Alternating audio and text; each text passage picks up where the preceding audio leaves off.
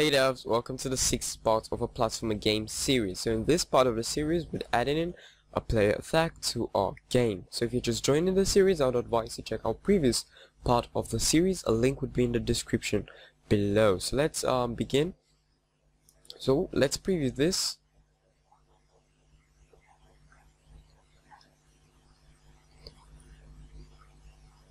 Okay, in the last part of the series, which was the 5th part, we added in the score right here. As you can see, we added these gems. So once our player is in collision with it, it adds to the score. There we go. And we also added this rotating gem in it. There we go. And also the stack skill once our player is in collision with gem, with this effect once our player is in collision with the particles, which are displayed once our player is in collision with the gem. So in this part, we'll be adding in our player's attack. Okay, so let's begin. Before we begin, let's hide our right. In our third part, when we added in the enemies, we added this right and left, which makes our player go to the right to the left. And now we don't want this to display once our game is being played. And to do that, we need to hide this. So let's go to our events, project manager, enemies event, and right here, let's add an empty event. Okay, we can place it right here, add an action. And let's select the object right here, right. Here we go, right, and hide. This would hide our right. Okay, and add an action. Let's select left, hide. There we go, this would hide the left. Okay, preview this.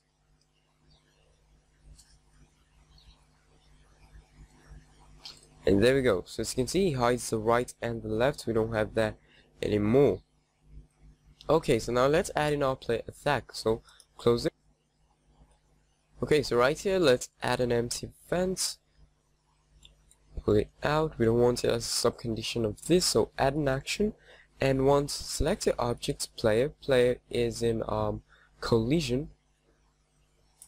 There we go. Player is in collision with the object enemies, which is the group enemies. Okay, so once this is true, add a subcondition, add a condition.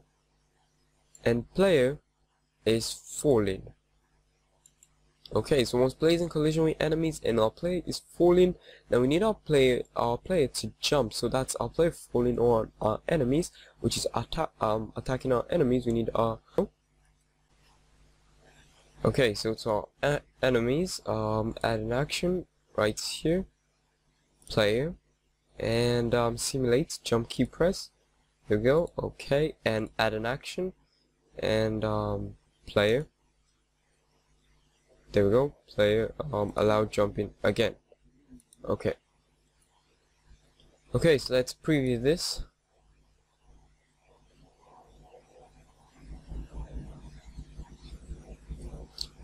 Okay, so here we go, our player jumps. Here we go, as you can see, once it's on our player, our enemy, it jumps.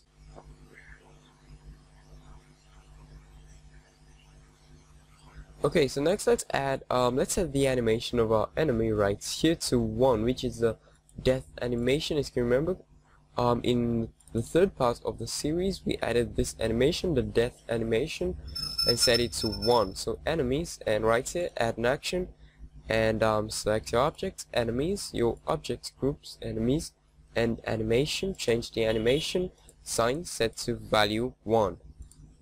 Okay, so this will change the animation of enemies to 1. Let's preview this.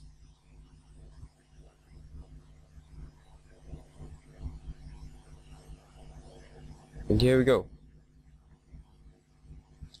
So you see it's set that to 1, so enemy is no longer moving. And now for our fly, once we're in collision with fly, we need our fly to fall down. So now we need to activate the platformer object behavior for our enemy. So right here, add an action, and select your object group, enemies, and behavior.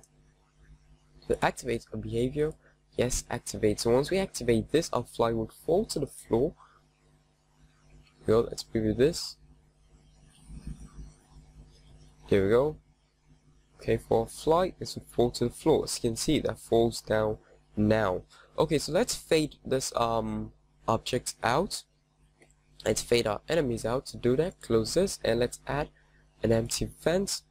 pull this out and add a condition.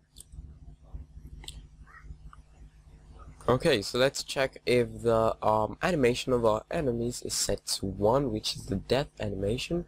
So right here, what we can do, search for animation. So the current animation of our enemy sign set to value 1. As you can see right here, this sets it to 1. So once this is set to 1 and add an action, and our enemies is on the floor. Okay, and let's add a condition, and enemies is not moving. Sorry, that is moving. And now you can invert condition, which translates to our enemy is not moving. So once inverted, once a condition is inverted, it sets it to the opposite of what it is. So now there we go. So once all these conditions are met, let's add an action. So right here, enemies, this would subtract the opacity from our enemies. So enemies opacity, and change sprite opacity, sign subtract. We want it to subtract a value of 100, asterisk, a time delta, which is the time elapsed since the last frame was rendered on screen. So there we go, that's it, time elapsed since the last frame rendered on screen. So this will subtract it, and also add an action for enemies, behavior, and let's activate the behavior for enemies now. So let's preview this.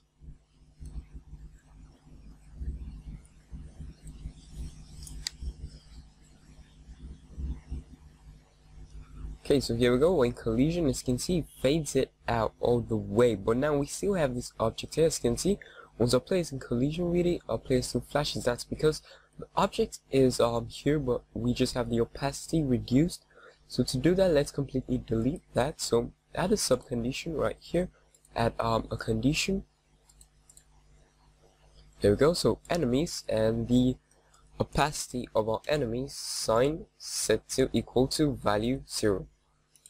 So there we go. So once this is equal to 0, add an action, select enemies, and delete an object. This would delete the enemies. Let's preview this.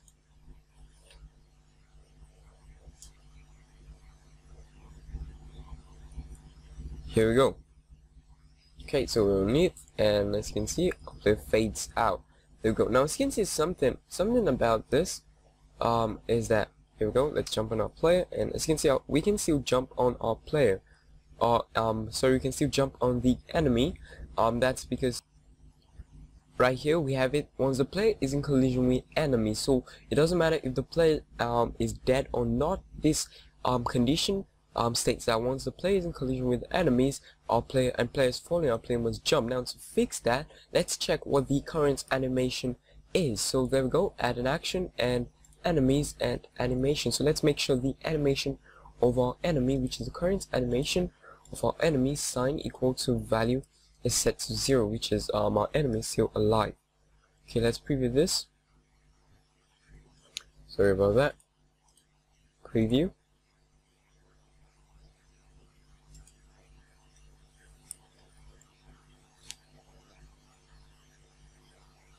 And here we go.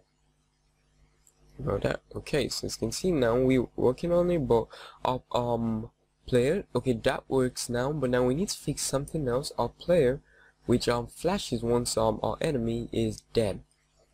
And to fix that, all we need to do is go to our new scene events. That's where we place our flashing events. So let's go to our new scene events, and right here, new scene events, in our health, all we have to do is check if the animation is set to 0. So this would only run once our player is alive. So add an action, and right here, enemies, animation.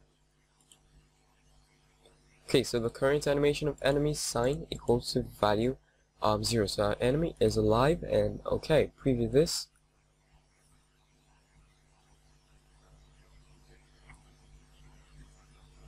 And now we have this. So once the animation is set to sorry about that. Wait. Okay, here we go. So once the animation is set to 0, our player does not flash anymore. Once again, set 0. As you can see, it does not flash, and it works perfectly. So now let's add a score. points which are displayed on the screen or by the on the enemy once our player is in collision with the enemy. So those would be like the points which would go up and fade out. So to do that, let's close this. Let's go to our new scene. We need to add a text object. Scroll to the bottom, add a new object right here. Displays a text, which is a text object. Object name, I'll name this points. Sign, so our points would have let's say plus 5. That would do. Bold color, I'll use the same color, which would go with 2D, 2D, 2D. Yeah, no, that's too dark, sorry. 8D, 8D, 8D. There we go. It's perfect. And for size 20 we'll do apply, and this is what it looks like in the scene. There we go. Sorry, that's dark. Once again, let's go back, edit this. Okay, so let's set this to D8, D8, D8. There we go. That's light. And we have this. This is the +5, which will be displayed on the screen. For the fonts, that's like the same fonts. There we go. Apply. And we have this now, which is the +5, which will be displayed on our enemy. So let's delete this and let our events create our points for us. So let's go to our news and events right here. Sorry, our enemies external event right here. Once our player is falling, right here in the same empty events, in the same events, add an action, and it's like the object points and create. Here we go, create an object. This will create the object points at the X position of enemies dot X, and at the Y position of enemies dot Y. Open close the bracket, and there we go. So this is created at the X and Y position of our enemies. Let's preview this.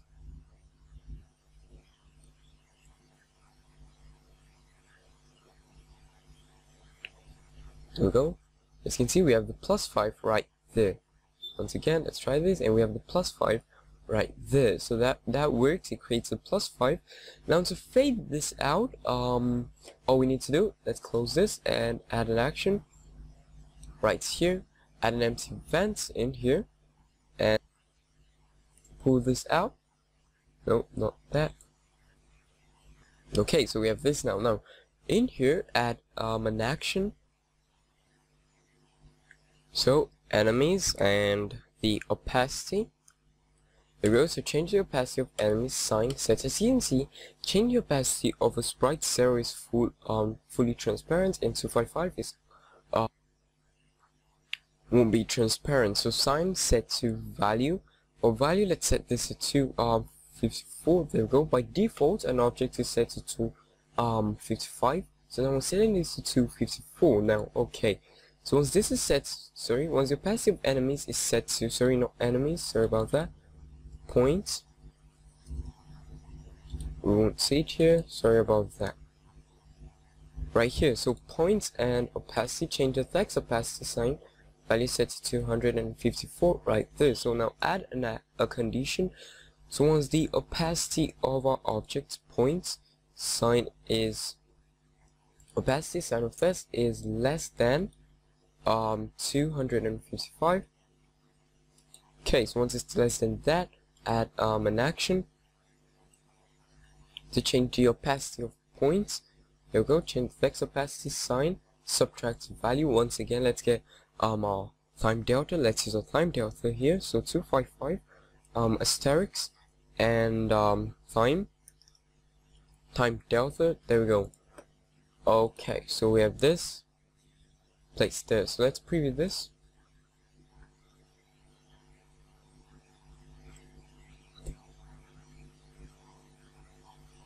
Here we go. Collision, as you can see, fades out right there. Once again, let's set that out here. Again, it fades out. So that's it. Now let's add an action which would make our points move upwards. Okay, so we can do that by using a force action right here. So add an empty event, and right here add an action, and here we go, points, force. So add a force On our x-axis, we're moving on the y-axis, so on the x-axis 0 and on the y-axis minus, we should, okay, so minus 10 would do. That's it, and it would be an instance force. Okay, preview this.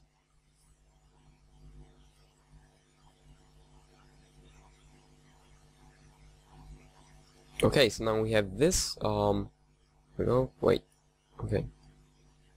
Then collision, as you can see, that moves upwards, once again, once in collision, so about that, it moves upwards before fading out. Let's try that out again, and there we go. So you move upwards, before fading out. So okay, so now for the final step, we need to add 5 to the scene variable which we created in the last part of the series, score, so we'd add 5 to it. So now let's right here add an action, and here goes scene variable, value of the scene variable score, right here sign add value of 5. So this would add 5 to the score once our player is in collision with the enemies. Okay, let's preview this.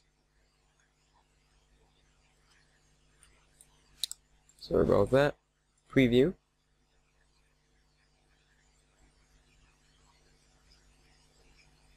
Okay, so there we go. As you can see, it adds 5 to the score. Once again. There we go. Again and again.